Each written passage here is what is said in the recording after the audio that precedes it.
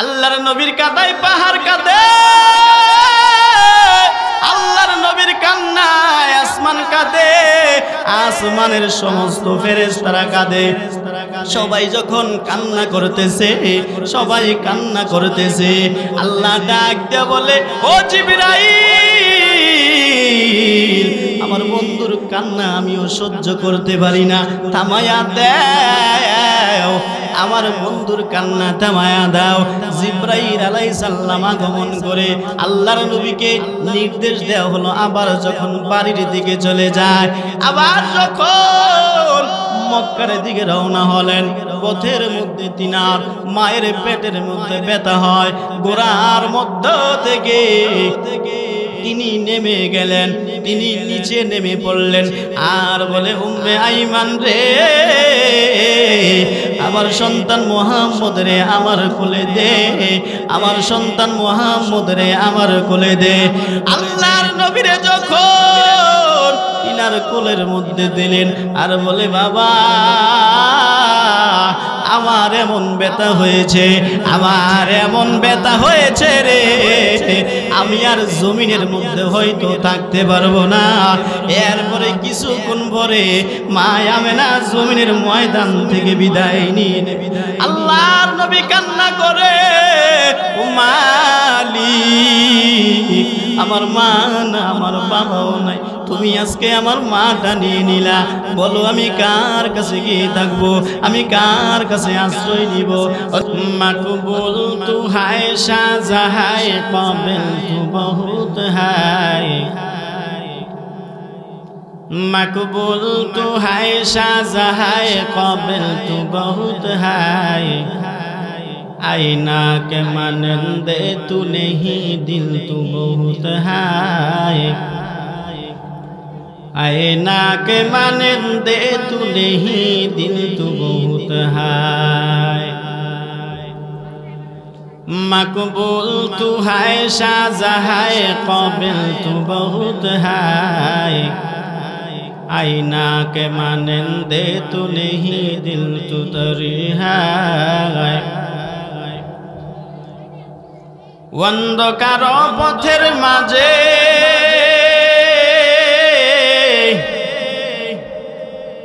চলছো ভাই একা,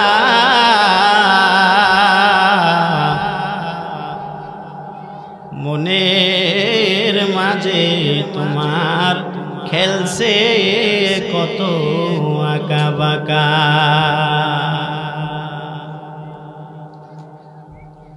মরণ থেকে যতই পালাও,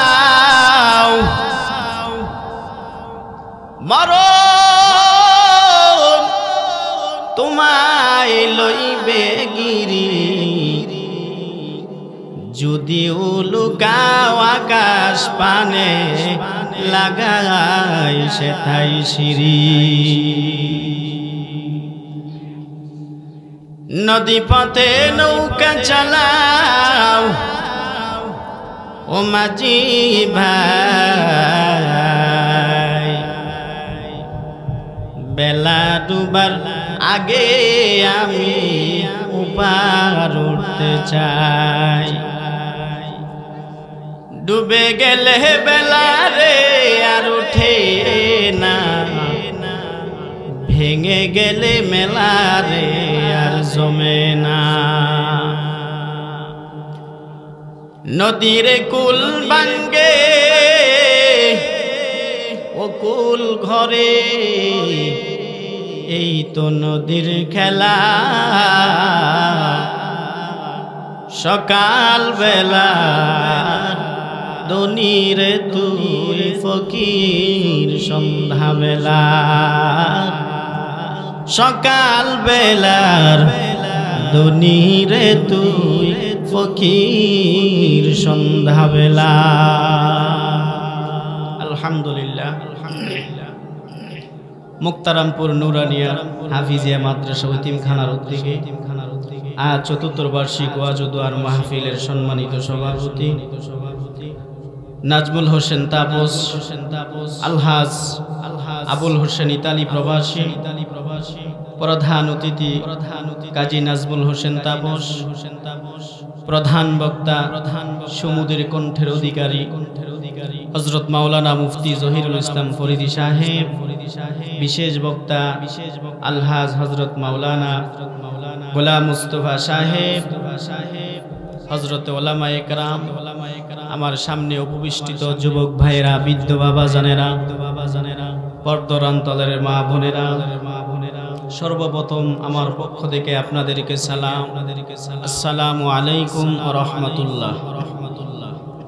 আমাদের আজকের যিনি বিশেষ ওয়াইজ হযরত মাওলানা গোলাম মুস্তফা সাহেব, তিনি আমাদের মুক্তারামপুরে এসে পৌঁছেছেন। সকলে বলি আলহামদুলিল্লাহ।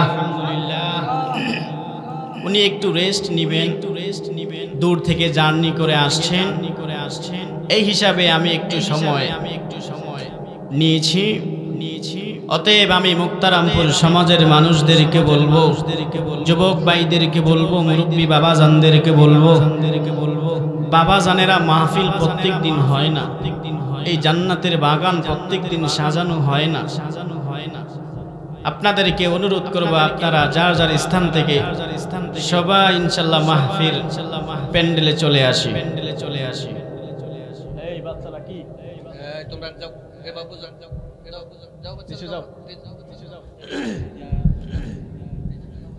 যাই হোক, আমি আপনাদের সম্মুখে পবিত্র কোরআনুল কারীম থেকে সূরাতুল কাহাফ থেকে একটি আয়াত আমি তেলাওয়াত করেছি।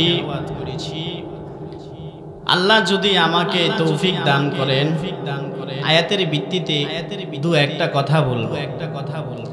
অসংখ্য দরুদ ও সালাম সাইয়্যিদুল মুরসালিন, ইমামুল মুরসালিন, আফতাবে নবুওয়া হযরত মুহাম্মদ মুস্তাফা সাল্লাল্লাহু আলাইহি ওয়াসাল্লামের উপর।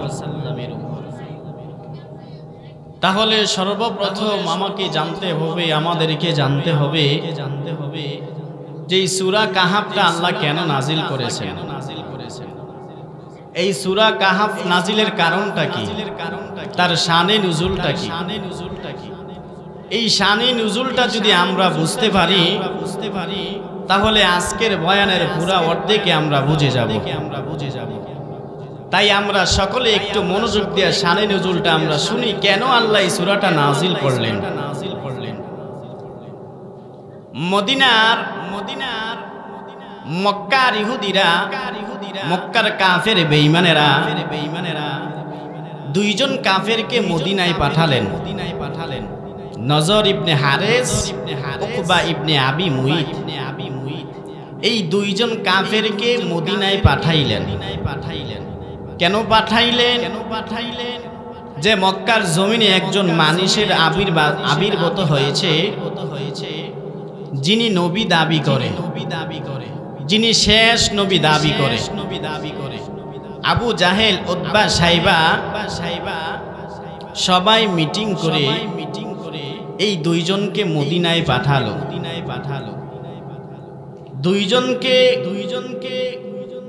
মদিনায় পাঠানোর পর মদিনার তাওরাতের আলেমগণ, জাবুরের আলেমগণ বলে দিল যে মুহাম্মদকে তোমরা তিনটা প্রশ্ন করবা। কয়টা প্রশ্ন? তিনটা প্রশ্ন। সকলে বলেন কয়টা প্রশ্ন? তিনটা প্রশ্ন। এই তিনটা প্রশ্নের উত্তর, তিনটা প্রশ্নের জবাব যদি মুহাম্মদ দিতে পারে, তাহলে মনে করবা যে মুহাম্মদ সত্য নবী। জোরে বলি সুবহানাল্লাহ। মদিনার ইহুদিগণ তারা আবার মক্কায় ফিরে আইসে আবু জাহাল, আবু লাহাব, উতবা, সাইবাকে বললেন যে আমরা এমন পুঁজি নিয়ে আসছি যা কখনোই মুহাম্মদ বলতে পারবে না। জোরে বলি নাউযুবিল্লাহ। এবার তিনটা প্রশ্ন তারা পাইলেন। তিনটা প্রশ্ন পাওয়ার পর তারা নবী করিম সাল্লাল্লাহু আলাইহি ওয়াসাল্লামকে তিনটা প্রশ্ন করলেন। তিনটা প্রশ্ন কি ছিল? এক নাম্বার প্রশ্ন হলো, ওই সমস্ত যুবক কারা যারা পূর্বেই পলায়ন করেছে এবং তাদের ঘটনাটা কি। দুই নাম্বার প্রশ্ন যে এই পুরাটা পৃথিবী কে ভ্রমণ করেছে, তার নামটা কি, তার ঘটনাটা কি, বিস্তারিত বলতে। তিন নাম্বার প্রশ্ন যাইয়া তোমরা মুহাম্মদকে জিজ্ঞেস করবা যে রূহের তাৎপর্য কি, আত্মা বলতে আমাদেরকে কি বোঝায়। আল্লাহর নবী সাল্লাল্লাহু আলাইহি ওয়াসাল্লামের কাছে যখন এই তিনটা প্রশ্ন নিলেন, আল্লাহর নবী সাল্লাল্লাহু আলাইহি ওয়াসাল্লাম বললেন, ঠিক আছে, আমি তোমাদেরকে আগামীকাল প্রশ্নের জবাব দেব।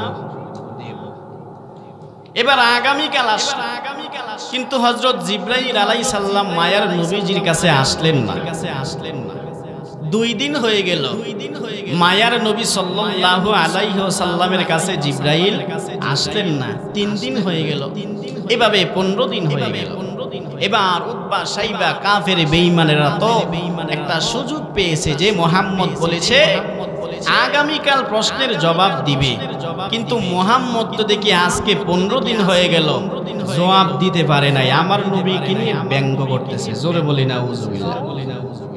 আজকে আমাদের সমাজেও কিছু নাস্তিক বেঈমান আছে, যেই নাস্তিক বেঈমানেরা ওই কাফের উত্তরসূরিদের সাথে তাল মিলায়া আমার নবীকে ব্যঙ্গ করে কথা বলেন, ঠিক কিনা?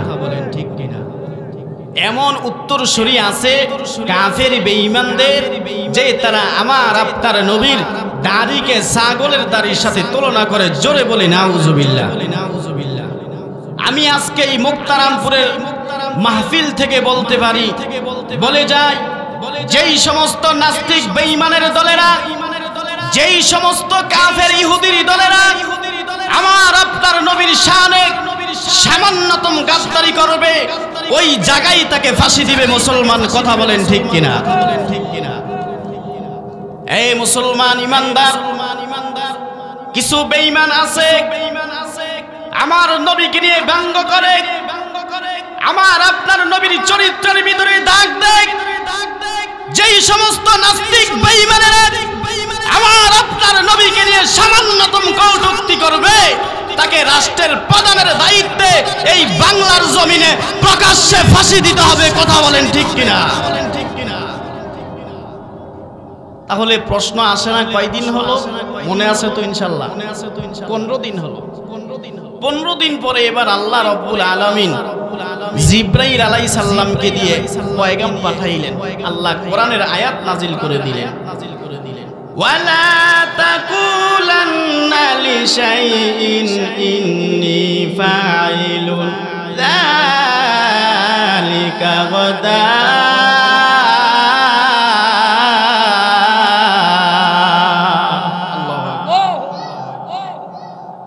ইল্লা আইয়াশা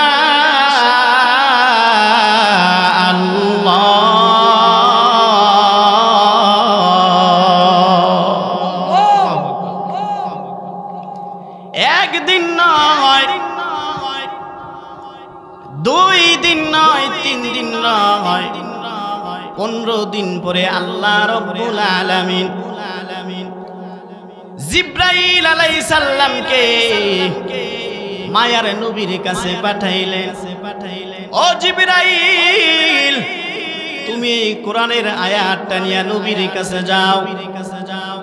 আমার আপনার পয়গম্বরের কাছে আয়েশা বলে, নবী গো, আপনি যখন কোনো কথা বলবেন তার শুরুতে আপনি বলে নিবেন ইনশাআল্লাহ। জোরে বলি সুবহানাল্লাহ। তাহলে আমরা এখান থেকে একটা শিক্ষা পেলাম যে আমরা যদি আগামীতে কোনো কাজ করি তাহলে বলবো ইনশাআল্লাহ। তাহলে আমাদের নবীকে কয়টা প্রশ্ন করেছিল মনে আছে তো ইনশাআল্লাহ? 3টি প্রশ্ন করেছিল। আমার সময় খুব সংক্ষিপ্ত দেখে আমি কতটুকু আগাইতে পারি। আমি বিশেষ করে আমার সামনে যারা দাঁড়িয়ে আছেন, আমি আপনাদেরকে বলবো, কোরআনের মায়ায়, রাসূলের মায়ায় আপনারা প্যান্ডেলের মধ্যে চলে আসুন। আপনাদের কাছে আমার একটা বিনীত আবেদন, পূর্বের জমানা একজন লোকের নাম ছিল, রোম সম্রাটের এক কাফেরের নাম ছিল দাকিয়া ইউনুস। নাম কি ছিল? দাকিয়া ইউনুস। সে বড় জালেম বাচ্চা ছিল, পুত্তলিকা ছিল, মূর্তি পূজক ছিল। যারা মূর্তি পূজা করত সে তাদেরকে ছেড়ে দিত, যারা মূর্তি পূজা করত না, এক আল্লাহর বিশ্বাসী, তাদেরকে ফাঁসিতে ঝুলাইয়া ঝুলাইয়া হত্যা করত। জোরে বলি না আউযুবিল্লাহ। ওই এলাকার কয়েকজন যুবক তারা আল্লাহর উপরে ঈমান এনেছে, নবীর উপরে ঈমান এনেছে। তাদেরকে যখন বাদশার কাছে নিয়ে যাওয়া হলো, বাদশার কাছে নিয়ে যাওয়া হলো, বাদশা যখন তাদেরকে জিজ্ঞেস করলো তোমরা কোন আল্লাহর ইবাদত করো, তারা ছিল 7 জন যুবক। তারা প্রকাশ্যে বলে দিল, এ আসমান যিনি বানাইছেন, এই জমিন যিনি বানাইছেন, তিনি হলেন আমাদের আল্লাহ, তিনার ইবাদত আমরা করি, বলি সুবহানাল্লাহ। একজন কাফেরের সামনে, যিনি কাফের ছিল, সম্রাট ছিল, রোমের বাদশা ছিল, বাদশার সামনে সাধারণ 7 জন যুবক বলে দিল যে আমরা আল্লাহর উপরে ঈমান এনেছি, বলি সুবহানাল্লাহ। এ মুসলমান ইমানদার নবীর আশিক 7 জন যুবককে এবার ওই রোমের সম্রাট, রোমের কাফের দাকিয়া ইউনুস বলে, তোমরা যদি মুহাম্মদের, তোমরা যদি ধর্ম না ছাড়ো, তোমরা যদি আল্লাহর ইবাদত না করো, তাহলে আমি তোমাদেরকে হত্যা করে ফেলবো, বলি না আউযুবিল্লাহ। ওই 7 জন যুবক বলল, একবার কেন, আমাদেরকে শতবার জবাই করলো, আল্লাহকে আমরা ছাড়বো না, জোরে বলি সুবহানাল্লাহ। এ মুসলমান ইমানদার নবীর আশিক, ওই 7 জন যুবক তারা যখন প্রকাশ্য বলে দিল যে আমরা আল্লাহকে ছাড়া কাউকে আর আল্লাহ মানি না, তখন তাদেরকে দাকিয়া ইউনুস বলল, তোমাদেরকে কয়েকদিনের জন্য সময় দেওয়া হলো। এই কয়েকদিনের ভিতরে তোমরা আল্লাহর ইবাদত ছাইরা তোমরা আমি দাকিয়া ইউনুসের ইবাদত করবা, তাহলে তোমাদেরকে ক্ষমা করে দিব। ওই 7 জন যুবক ওইখান থেকে ছুটিয়া তারা একে একে বসে পরামর্শ করতে লাগলো, কি করা যায়, কি করা যায়। যদি আজকে বাদশাকে বলি আল্লাহর ইবাদত করব, বাদশার ইবাদত করব না, তাহলে বাদশা আমাদেরকে মেরে ফেলবে, বাদশা আমাদেরকে হত্যা করে ফেলবে। কি করা যায়? 7 জন যুবক চিন্তা করে ভাবনা করে দেখলো যে ওই 7 জন যুবক তারা একটা গুহার মধ্যে আশ্রয় নিবে। জোরে বলি সুবহানাল্লাহ। একজন প্রকাশ্য সরকারের সামনে বলে দিল, না আমরা তোমার ইবাদত করব না, ইবাদত হবে কার? সকলে বলি ইবাদত হবে কার? একমাত্র আল্লাহর ইবাদত হবে। আল্লাহর ইবাদত ছাড়া আর কারোর ইবাদত হইতে পারে? এবার 7 জন যুবক তারা একে একে পরামর্শে করতে লাগলো, কি করা যায়, কি করা যায়। তারা সবাই পাহাড়ের চূড়ার মধ্যে, গুহার মধ্যে আশ্রয় নিল। ওই গুহার মধ্যে তারা ঘুমায়া পড়লো। একদিন ঘুমানোর পর আবার যখন ঘুম থেকে জাগ্রত হলো, বাজারের মধ্যে যায়। বাজারের মধ্যে যাওয়ার পর ওই যুবকেরা দেখতেছে দাকিয়া ইউনুসের লোকেরা তাদেরকে খোঁজাখুঁজি করতেছে, পাইলেই মেরে ফেলবে। এবার সে তামলিখা নামক যুবক আবার গর্তের মধ্যে চলে যায়। গর্তের মধ্যে যাইয়া সাথী ভাইদেরকে বলে, ও ভাইজানেরা, যদি আমাদেরকে দেখে ইউনুস ভাই প্রকাশ্যে মৃত্যুবরণ, প্রকাশ্যে আমাদেরকে হত্যা করবে, জোরে বলা যাবে কিনা নাউজুবিল্লাহ। এরপরে তারা 7 জন যুবক পরামর্শ কইরা গর্তের মধ্যে রইলেন, চিন্তায় পেরেশান, আর আল্লাহর কাছে দোয়া করতেছে। কি বলে আল্লাহর কাছে দোয়া করতেছে? إذ أوى الفتية إلى الكهف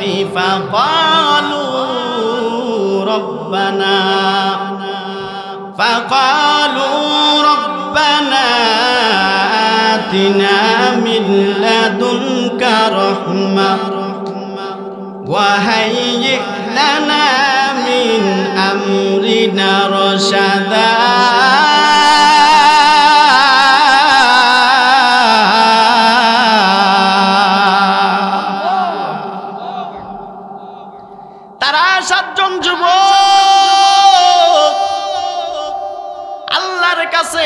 করে, দয়ার মালিক, আপনি আমাদের উপরে রহম করেন, আমাদের উপরে দয়া করেন,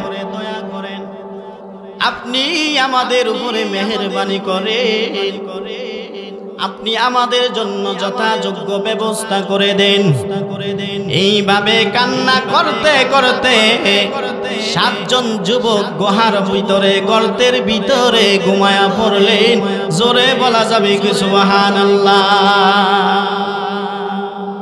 এই 7 জন যুবক যখন ঘুমিয়ে পড়লেন, ঘুমিয়ে গেলেন, এবার বাদশা ডাকে ইউনুস তার পিতা, তাদের পিতা মাতাকে ডেকে আইনা বলে, এ তোমাদের সন্তানেরা কোথায় বলো, যদি তোমাদের সন্তানদেরকে না পাই তাহলে তোমাদেরকে হত্যা করা হবে। জোরে বলি নাউজুবিল্লাহ। আমরা আরো জোরে বলি নাউজুবিল্লাহ। পিতা মাতা বলে দিলেন, ও বাদশা, আমরা তো আপনার ইবাদত করি, আমরা তো জানি না তারা কোথায় গিয়েছে। জোরে বলি সুবহানাল্লাহ। তারা 7 জন যুবক ওই জায়গা থেকে এবার ঘুম থেকে জাগ্রত হলেন। ঘুম থেকে জাগ্রত হওয়ার পর তারা একে একে পরামর্শ করতেছে, আমরা কয়দিন ঘুমাইছিলাম, কোন অবস্থায় ছিলাম। তাদের মধ্যে একজন বলল, আমরা একদিন বা তার চাইতে কম ঘুমাইছি। আমার আল্লাহ রব্বুল আলামিন বলেন, ওই জায়গার মধ্যে তারা 309 বছর টানা ঘুমিয়েছিল। জোরে বলি সুবহানাল্লাহ। এক টানা 309 বছর ঘুম থেকে উঠে বলে, আমরা একদিন অথবা তার চাইতে কম বেশি ঘুমাইছি। জোরে বলি সুবহানাল্লাহ। এ মুসলমান ইমানদার নবীর আশিক, 7 জন যুবক থেকে একজন যুবক এবার বাজারের মধ্যে যায় মুদ্রা নিয়া, টাকা নিয়া। 309 বছরের আগের টাকা বর্তমানের টাকা মিলবে না, কোনোদিনও মিলবে না, অনেক আগের টাকা। 309 বছরের আগের টাকা নিয়ে যখন বাজারের মধ্যে গেলেন, দোকানে যখন টাকা দেওয়া হলো, টাকা দেখে দোকানদার পাগল হয়ে গেল। কি অবস্থা, এই টাকা তুমি কোথায় পেলে? তুমি কি কোনো সম্পদ পেয়েছো নাকি? এই টাকা তুমি কোথায় পেলে? সবাই যখন একত্রিত করা হলো, সবাই একত্রিত করার পর তাদেরকে যখন জমায়েত করলেন, ওই জমানার বাদশা ছিল বড় ভালো, আল্লাহর আদেশ মানত, আল্লাহর নির্দেশ মানত, আল্লাহর ইবাদত করত। ওই বাদশার কাছে নিয়ে যাওয়া হলো, বাদশার কাছে সমস্ত ঘটনা খুলে বলা হলো। খুলে বলার পর ওই বাদশা থেকে বিদায় নিয়া ওই যে ঘুমাইলো, এখনো ঘুমায়া আছে, কিয়ামত পর্যন্ত ঘুমাবে। তারা কিয়ামত পর্যন্ত ঘুমাবে। এই হলো রাসূল সাল্লাল্লাহু আলাইহি সাল্লামকে দেওয়া একটা প্রশ্নের জবাব। আরেকটা প্রশ্ন হলো যে বলো যে পুরা পৃথিবী কে ঘুরে বেরিয়েছে, তার নামটা কি? পুরা পৃথিবী চারজন মানুষ শাসন করেছিলেন। সকলে বলেন কয়জন মানুষ? চারজন মানুষ শাসন করেছিল। তার মধ্যে দুইজন কাফের, দুইজন মুসলমান, একজন নবী ছিলেন নবী সুলাইমান আলাইহিস সালাম, পুরা পৃথিবী শাসন করেছেন। আরেকজন ছিলেন এই যুলকারনাইন রাহমাতুল্লাহি আলাইহি। তারা আপনাকে আল্লাহ বলে দিয়েছেন নবী, তারা আপনাকে প্রশ্ন করবে ইয়াসআলুনাকা আন যিলকারনাইন, যিলকারনাইন সম্বন্ধে তারা প্রশ্ন করবে। 2 নাম্বার প্রশ্নের জবাব হলো পশ্চাৎ থেকে পশ্চাৎ পর্যন্ত পুরা পৃথিবী যিনি ঘুরিয়েছিলেন তার নামটা হলো বাদশা যুলকারনাইন রাহমাতুল্লাহি আলাইহি। জোরে বলি সুবহানাল্লাহ। বাদশা যুলকারনাইন রাহমাতুল্লাহি আলাইহি এমন একজন মানুষ ছিলেন যে একবার তিনি প্রদেশে যান, রাত্রেবেলা মানুষকে কি করে বাদশা হিসাবে দেখতে যান। যাইয়া দেখে যে ওই দিকের মানুষ তিনার কাছে অভিযোগ দায়ের করলো। অভিযোগ দায়ের করলো। কি অভিযোগ? যে কিছু এমন মানব আকৃতির মানুষ আছে, ইন্না ইয়াজুজা মাজুজা মুফসিদিনা ফিল আরদ। ইয়াজুজ মাজুজ একটা গোত্র আছে, তারা কেউ 60 হাত, কেউ 80 হাত, কেউ 20 হাত দৈত্যের মতো, যে আমাদের বাচ্চাদেরকে দৌড়ে দৌড়ে মেরে ফেলে, আমাদের বাচ্চাদেরকে খেয়ে ফেলে। আপনি একটা প্রাচীর তৈরি করে দেন, একটা দেয়াল আমাদের জন্য তৈরি করে দেন, যেন ওই পাশের মানুষ এই পাশে আর আসতে না পারে। বাদশা যুলকারনাইন রাহমাতুল্লাহ আলাইহিকে যখন এই কথা বলা হলো, বাদশা যুলকারনাইন রাহমাতুল্লাহ আলাইহি বললেন তোমাদের মধ্য থেকে কিছু শ্রমিক দাও, তামা গলিয়ে রূপা গলিয়ে একটা প্রাচীর তৈরি করো। তামা গলে রূপা গলে যখন একটা প্রাচীর তৈরি করলেন, ওই প্রাচীরটাকে দেওয়া হলো। আল্লাহ কোরআনের মধ্যে বলেন ওই জাতিটা কিয়ামতের আগে দুনিয়ার মধ্যে আসবে। এখনো ওই দেয়ালটা তারা চাটতে থাকে, চাটতে চাটতে পাতলা বানায় ফেলে, আর বলে আগামীকাল শেষ করব। আর কিয়ামতের আগে তারা যখন শেষ করবে পাতলা হয়ে থাকবে, বলবে ইনশাআল্লাহ আগামীকাল শেষ করব। যখন ইনশাআল্লাহ বলবে, ইনশাআল্লাহ বলার সাথে সাথে ওই প্রাচীরটা ভেঙে চুরমার হয়ে যাবে। তারা দুনিয়ার জমিন আগমন করবে। যারা দুনিয়ায় আগে বের হবে প্রাচীর থেকে, সামনে যদি একটা পানির সমুদ্র পায়, সাথে সাথে পানির সমুদ্রটা টান দিয়ে গিলে ফেলবে। পিছনে যে লোক আসবে তারা মনে মনে ভাববে কোনোদিন এই জায়গায় পানি ছিল না। জোরে বলি সুবহানাল্লাহ। পিছনে যারা আসবে তারা মনে মনে ভাববে এই জায়গায় কোনোদিন আর পানি ছিল না। এই হলো বাদশা যুলকারনাইন রাহমাতুল্লাহ আলাইহি। জোরে বলি সুবহানাল্লাহ। বাদশা যুলকারনাইন রাহমাতুল্লাহ আলাইহি আরেকবার যখন দক্ষিণ প্রদেশে যায়, তিনি সফর করতেছেন। সফরকালে তিনি দেখতেছেন ওই জায়গার মানুষ মাথার খুলি, পুরাতন খুলি, মরা মানুষের গুলিকে তারা সব সময় কাছাকাছি রাখে। তারা 2টা কাজ করতো। একটা কাজ করতো, তারা যখন নামাজ আদায় করতো তার আগে কবর জিয়ারত করতো। বাদশা যুলকারনাইন রাহমাতুল্লাহ আলাইহি বলেন এই কাজ তুমি কেন করো? তখন তিনারা জবাব দিলেন, আমরা কবর জিয়ারত করলে, নামাজ পড়লে নামাজের হাইসিয়তটা বেশি হয়, নামাজে দেন ধারণা বেশি থাকে। বলি সুবহানাল্লাহ। 2 নাম্বার হলো তাদের মাথার খুলি তাদের কাছে রাখতেন। মাথার খুলি কেন? ওইখানের মনিব 2টা মাথার খুলি আনলেন, বললেন এইটা হলো 100 বছরের বাদশার মাথার খুলি, এইটা হলো 200 বছরের আগের বাদশার খুলি। কেন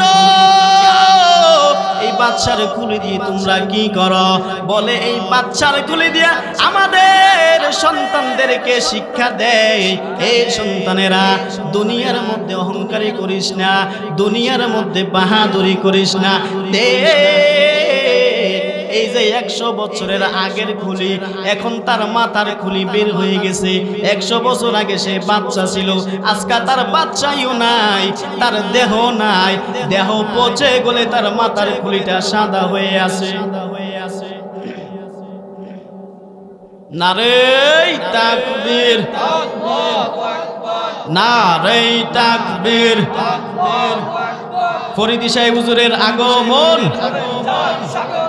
প্রধান বক্তার আগমন, মাহফিল কমিটির পক্ষ থেকে, মাদ্রাসার পক্ষ থেকে নারে তাকবীর। যাই হোক, আমরা খুশি তো ইনশাল্লাহ। আমাদের আজকের দুজন বক্তা ইনশাল্লাহ উপস্থিত হয়ে গেছেন, তারা একটু রেস্ট নিতেছেন। মুফতি যিনি সুমুদের কণ্ঠের অধিকারী, সারা বাংলায় যিনি বয়ান করে মানুষদেরকে হেদায়েতের পথ চলা করেন, তিনি আজকে আমাদের মাঝে বয়ান করবেন। জোরে বলি সুবহানাল্লাহ। তাহলে আমি বলতেছিলাম যে মাথার খুলি, 200 বছরের মাথার খুলি রাখলেন, কেন রাখলা? যে বলে এই খুলি দ্বারা আমি মানুষদেরকে, আমি আমার সন্তান, ছেলে সন্তানদেরকে, মেয়ে সন্তানদেরকে বুঝাই যে দেখো 200 বছরের আমলের মানুষ, দেখো শুধু মাথার খুলি ছাড়া আর কিছু নাই। জোরে বলি সুবহান, জোরে বলি সুবহান। এই অবস্থা দেখিয়া বাদশাহ যুলকারনাইন রাহমাতুল্লাহি আলাইহি তিনি তার খাদেমকে ডাক দিয়া বলে, এরে খাদেম, আমি যখন ইন্তেকাল করব, আমি যখন মরে যাব, আমার কাফনের কাজ দিয়ে 2টা হাত বাড়ায়া দিবা। দুনিয়ার যারা পাগল, দুনিয়ার দ্বারা টাকা পয়সাওয়ালা, তারা বলবে দেখো বাদশা যুলকারনাইন দুনিয়ায় থাকতে বাদশাগিরি করেছে, মরার পরেও আরো চায়। যারা দুনিয়ার পাগল নয়, আখিরাতের পাগল, তারা মনে মনে চিন্তা করে, তাকায়া দেখো রে বাদশা যুলকারনাইন রাহমাতুল্লাহ আলাইহি পুরা পৃথিবীর বাদশা ছিলেন, পুরা পৃথিবীর বাদশা হইয়াও তিনি, তাকায়া দেখো রে আজকে খালি হাতে কবরে যায়। ঠিক কিনা?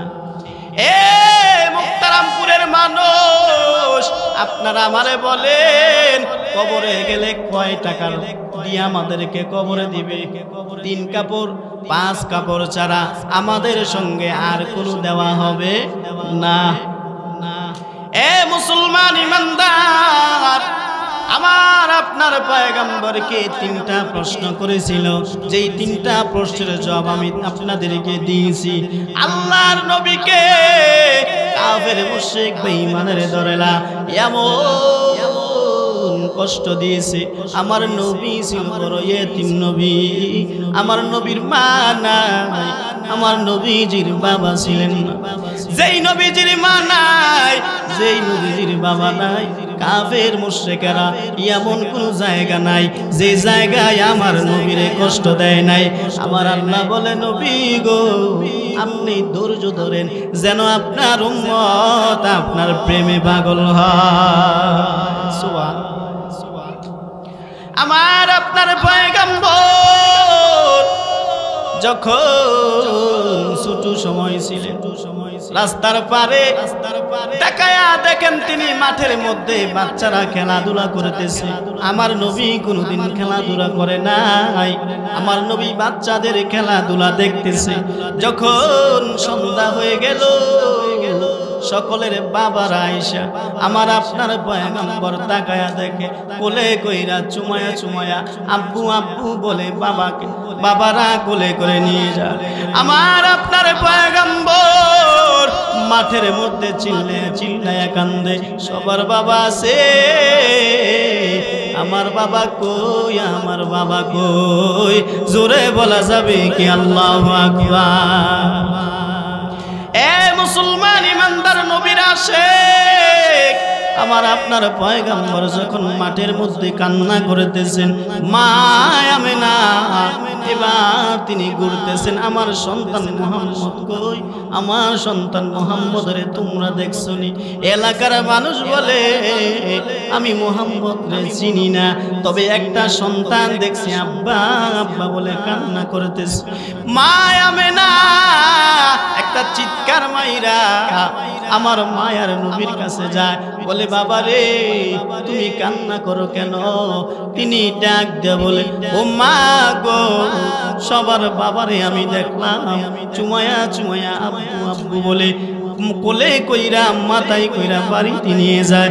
ও মা তুমি বলো না আমার আব্বাজান কোথায়? তিনি ডাক দে বলো, সন্তান তোমার মা তোমার বাবা তুমি যখন আমার পেটের মধ্যে ছিলা, মদিনায় খেজুর ব্যবসায়ের খেজুর আনতে যায়, সাইয়া তিনি ওই জায়গার মধ্যে চিরনিদ্রায় শাহিদ হয়ে যায়।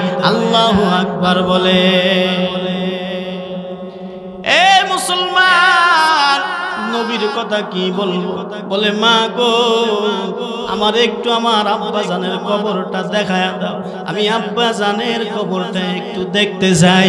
আবার আপনার পয়গম্বর যখন আব্বার কবর দেখতে যান, মা আমেনা দাদার কাছে নিয়ে আসলেন, আপনার নাতি আপনার সন্তান কবর দেখতে চায়। বলে যাও যাও আমার এই নাতি রে তার বাবার কবরটা দেখায়া নিয়ে আসো।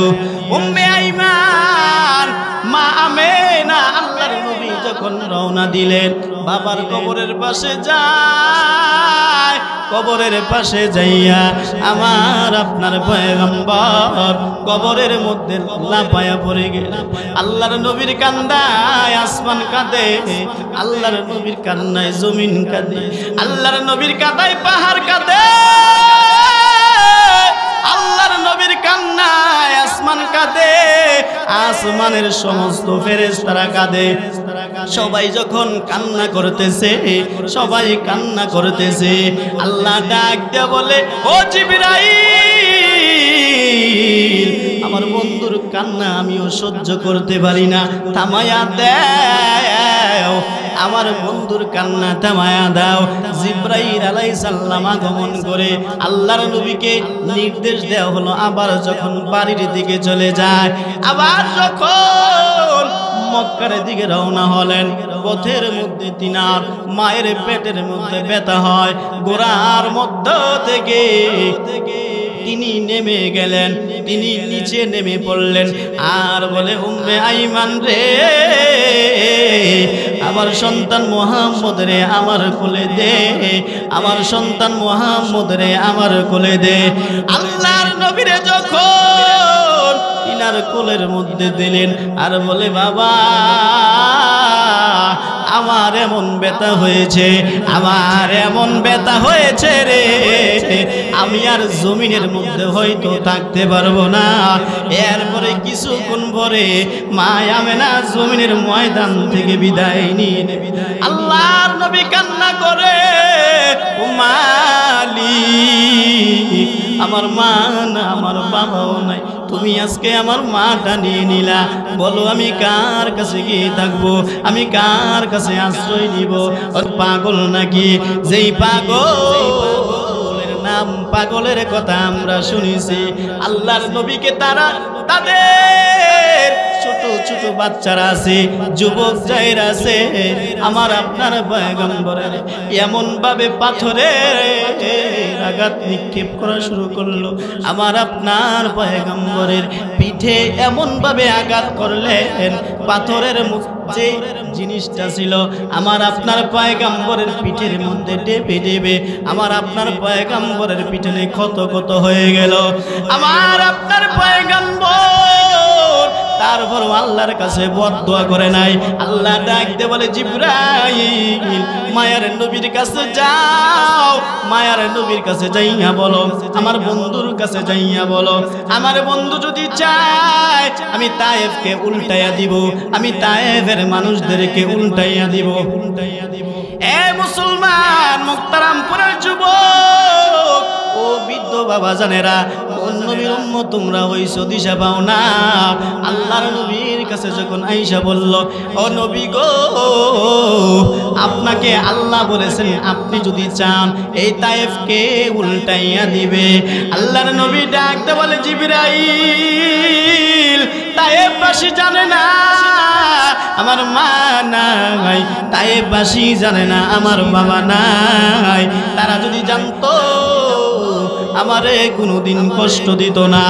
এ জিবরাইল, তুমি যাইয়া আল্লাহকে বলো, আল্লাহ যেন তাদেরকে বুঝ দান করে, তাদেরকে যেন ইসলামের মধ্যে প্রবেশ করায়। জোরে বলা যাবে কি সুবহানাল্লাহ? এ মুসলমান ইমানদার, শুধু তাই নয়, আমার আপনার পয়গম্বরকে তারা এত কষ্ট দিয়েছে, মক্কার মানুষগুলো এত কষ্ট দিয়েছে, মক্কার জমিনে আমার আপনার পয়গম্বরকে তারা থাকতে দেয় না, মক্কার জমিন থেকে বের করে দিয়েছে। আবার আপনার পয়গম্বর কাবা শরীফের দিকে তাকায় আর বল, মালিক জন্মভূমি ছেড়ে যাইতে আর মন চায় না গো, তারপরও যেতে হয়। আল্লাহর নবী কাবা ঘরের দিকে তাকায়া তাকায়া কান্না করতে করতে তিনি মদিনার মধ্যে যায়। এ নবীর আশিক, এমন সুন্দর ইসলাম তোমরা আজকে পেয়েছো, নবীজির কষ্টে এই ইসলাম, সুন্দর ইসলাম আমরা পেয়েছি। সাহাবায়ে কেরাম আল্লাহর নবীকে যেভাবে ভালোবেসেছেন, আমাদেরকেও সেভাবে ভালোবাসতে হবে। যেইভাবে সাহাবায়ে কেরাম নবীজির আদর্শ মেনেছে, আমাদেরকেও সেইভাবে নবীজির আদর্শ মানতে হবে। আল্লাহর নবী সাল্লাল্লাহু আলাইহি ওয়াসাল্লামকে কাফের মুশরিক বেঈমানের দলেরা তিনটা প্রশ্ন করার পর কত ঠাট্টা করলো, কত বিদ্রুপ করলো। আমার নবী পারবে না, আপনারা বলেন তো আমার আপনার পয়গম্বর পারবে কি পারবে না? তিনটা প্রশ্নের জবাব আল্লাহর নবীজি দিয়েছে তো ইনশাআল্লাহ। তাহলে সেই নবীজির আদর্শে আদর্শিত আমরা হইতে পারবো কি পারবো না? আমরা সবাই ইনশাআল্লাহ নবীজির আদর্শে আদর্শিত হব। মসজিদ মাদ্রাসার দিকে আমরা খেয়াল রাখবো। দেখেন মুক্তারামপুর হাফিজা নুরানিয়া মাদ্রাসা, তাকায় দেখেন কত কোরআনের পাখি আজকে এই মাদ্রাসার ভিতরে, যারা ভোর 4টা 3টার দিকে উঠে আল্লাহর কোরআন পড়ে। আল্লাহর নবী হাদিসের মধ্যে বলেন, যে এলাকার মধ্যে কোরআন পড়া হয় ওই এলাকার মধ্যে বড় কোনো গজব আল্লাহ দেওয়া হয় না, ওই জায়গাটাকে আল্লাহ পবিত্র রাখেন। জোরে বলি সুবহানাল্লাহ। এ মুসলমান ইমানদার নবীর আশিক, আমার আপনার পয়গম্বর এই দিনের জন্য এত কষ্ট করেছেন, আজকে এই জন্য আমরা এত কমপ্লিট ইসলাম পেয়েছি। আমার আপনার পয়গম্বরদেরকে কাফের মুশরিক বেঈমানরা এমন কষ্ট দিয়েছে। আবু লাহাব, উতবা, সাইবা আমার নবীর এত কষ্ট দিয়েছে, অথচ তারা ছিল আমার আপনার পয়গম্বরের চাচা যান। আল্লাহর নবী সাল্লাল্লাহু আলাইহি সাল্লামের সাথে তাদের সঙ্গে কত যুদ্ধ হয়েছিল। সাহাবায়ে কেরাম আমার আপনার পয়গম্বরকে এত ভালোবাসেছিলেন। আমার আপনার পয়গম্বর যখন যুদ্ধের ময়দানে রওনা হয়, এক সাহাবী একবার সামনে যায়, এক সাহাবী একবার পিছনে যায়, এক সাহাবী ডাইনে যায় আবার বাঁয়ে যায়। আল্লাহর নবী ডাক দিয়া বলে, ও সাহাবী, তুমি একবার ডাইনে যাও, তুমি একবার বাঁয়ে যাও, তুমি একবার পিছনে যাও, তুমি একবার সামনে আসো। এর কারণ কি? তিনি ডাক দিয়ে বলে, নবী গো, আমার দেহের মধ্যে, আমার শরীরের মধ্যে বিন্দু পরিমাণ রক্ত থাকতে কাফের মুশরিকরা আপনার শরীরে আঘাত করবে, আমি নবী হয়ে তা, আমি সাহাবী তা সহ্য করতে পারবো না। আমি যখন ডাইনে যাই আমার মনে হয় সাহাবী, আমার মনে হয় বলে কাফেররা আপনাকে পিছন দিক দিয়ে আঘাত করে। আমি যখন সামনে যাই আমার মনে হয় সামনে দিয়ে পিছন দিক দিয়ে আপনারে কাফেররা আঘাত করে। আমি যখন ডাইনে যাই আমার মনে হয় যে কাফেররা আপনাকে বাম দিক দিয়ে আঘাত করে। ও নবী গো, এই জন্য আমি সামনে যাই পিছনে যাই, আমার দেহে রক্ত থাকতে আমি দেব না আপনার শরীরে বিন্দু পরিমাণ আঘাত লাগতে। এ মুসলমান ইমানদার, সেই নবীকে নিয়ে আজকে ব্যঙ্গ করা হয়। কথা বলেন ঠিক কিনা? সেই নবীকে আজকে নাস্তিকের দলেরা, বেঈমানের দলেরা আমার আপনার পয়গম্বরকে চরিত্রহীনা বলে, যেই সমস্ত নাস্তিক বেঈমানের দলেরা আমার নবীকে নিয়ে সামান্যতম কটূক্তি করবে, তাদেরকে আমরা ছাড় দিব না। পারবো তো ইনশাআল্লাহ? আমরা মুসলমান, আমরা বিভিন্ন দলে বিভক্ত হইতে পারি। কেউ আহলে হাদিস হইতে পারি, কেউ জামাত হইতে পারি, কেউ চরমুনাই হইতে পারি, কেউ ওয়াহাবি হইতে পারে, কেউ সুন্নি হইতে পারে, কিন্তু নবীর বেলায় কেউ সুন্নি নাই, কেউ ওয়াহাবি নাই, কেউ জামাতি নাই, কেউ লা জামাতি নাই। আমার আপনার পয়গম্বরের বেলা যখন কেউ কোনো কটূক্তি করবে, হাতের 5টা আঙ্গুল যেমন একসাথে মিল থাকে না, আমরা ভাত খাইতে গেলে আমাদের 5টা আঙ্গুল একসাথে হয়, ঠিক তদ্রূপভাবে কোন নাস্তিক বেঈমান মুরতাদের দলেরা আমার আপনার পয়গম্বরকে নিয়ে যদি সামান্যতম কটূক্তি করে, সামান্যতম ব্যঙ্গচুক্তি করে, আমরা আর বিভিন্ন দলে বিভক্তি হব না। এক দল হয়ে রাসূলের আশিক হয়ে ওই বেঈমানকে বাংলার জমিন থেকে তাড়াবো ইনশাআল্লাহ। পারবেন তো ইনশাআল্লাহ? সেই নবীর আদর্শে আদর্শিত হতে পারবেন ইনশাআল্লাহ? নবীর জন্য জীবন দিতে পারবেন? কে কে নবীর জন্য জীবন দিতে পারবেন? 2টা হাত আল্লাহকে দেখায় দেন।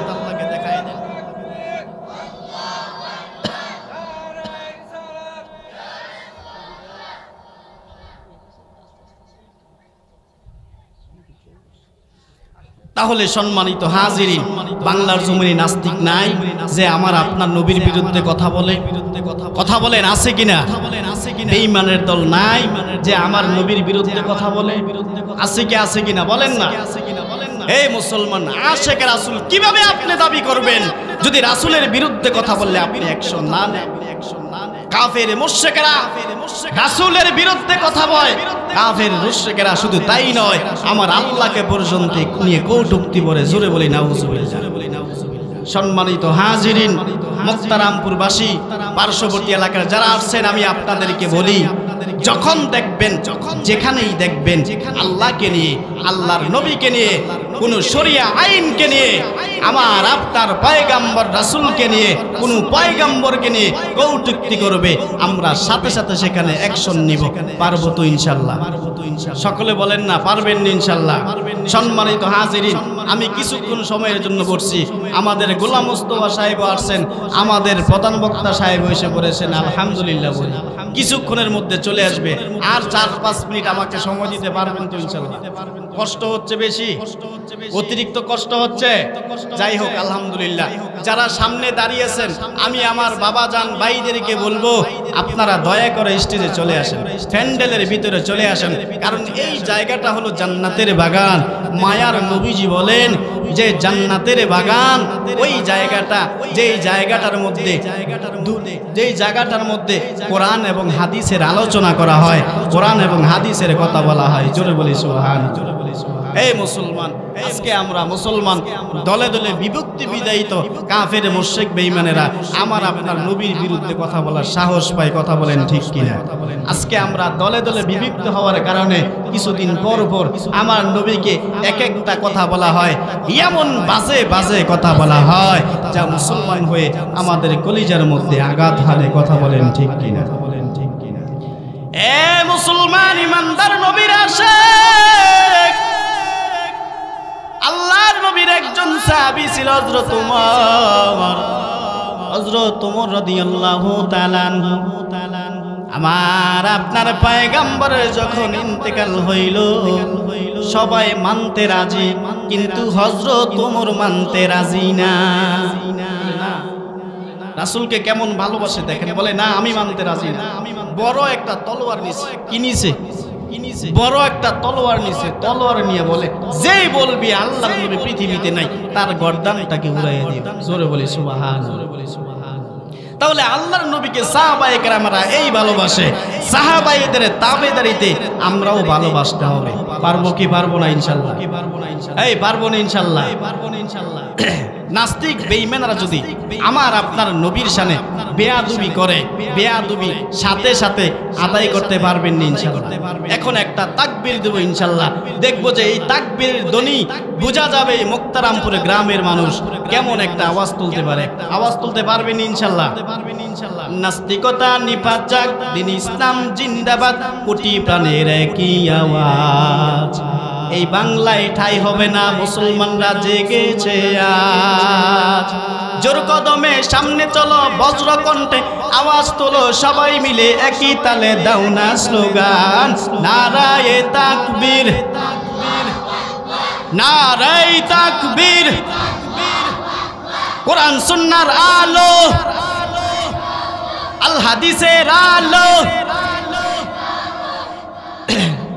এই যে একটা তাকবীর দিয়েছেন, তাকবীরের আওয়াজটা ওই পরিমাণে হয় না যেই পরিমাণ আমি চাইছিলাম। এমন একটা তাকবীরের ধ্বনি হবে যেন কাফেরদের হৃদয়ে হৃদয়ে যা আঘাত হানে। পারবে তো ইনশাআল্লাহ? পারবে তো ইনশাআল্লাহ। এই দেশেরই জন্ম হয়েছে ইসলামের জন্য, ইসলামের বিরুদ্ধে গেলে দেশ হবে ভিন্ন। হবে না ইনশাআল্লাহ? ইসলামের বিরুদ্ধে যারা নিয়েছে অবস্থান, এই বাংলায় ঠাই হবে না, যাও হিন্দুস্তান। বজ্রকণ্ঠে আওয়াজ তুলো, সবাই মিলে একই তালে দাও না স্লোগান, নারায়ে তাকবীর, নারায়ে তাকবীর।